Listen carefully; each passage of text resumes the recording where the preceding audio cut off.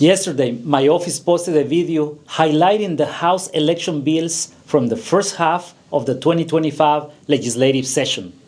Today, I want to highlight the election bills that started in the Indiana Senate. I first want to thank Chairman Mike Gasco and members of the Senate Elections Committee for their work. They are vital to our success in pushing common sense election legislation. We worked with Senator Doriot on Senate Bill 10, which was a priority bill for Senate Republicans.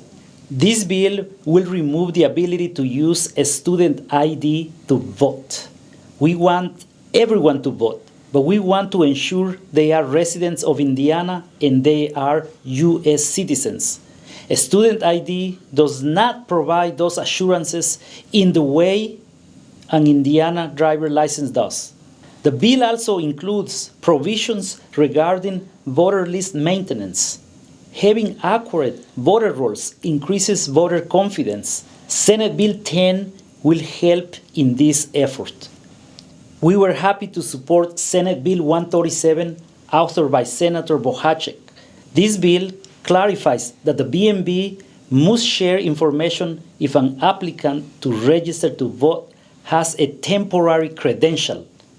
This is an indication that the individual attempting to register is a non-citizen.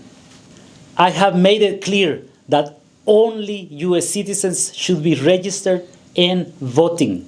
I have taken this fight to the U.S. Congress because this should be a nationwide standard. We supported Senate Bill 355, authored by Senator Gasco. This bill moves elections in small towns to general election years. Many of these small towns don't have the finances to reimburse counties for running these elections. These elections being held in general election years is common sense. Finally, we supported Senate Bill 284, authored by Senator Byrne, which did not pass in the Senate. The final version of the bill would have reduced the Indiana in-person early voting period from 28 days to 14 days. It is my stance that we need to put more emphasis on election day and not election month. Voting on election day ensures that voters are casting the most informed ballot. Many counties see very little turnout in the first weeks of early voting, but they still need to hire the poll workers and utilize staff for early voting. Our office did make the recommendation of having a minimum number of early voting locations per number of registered voters, because we see the need for that balance.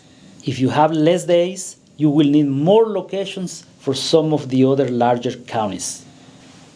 Our office will always be open to conversations on all topics related to elections. We look forward to the second half of the session, and I hope to provide good news related to these bills after session.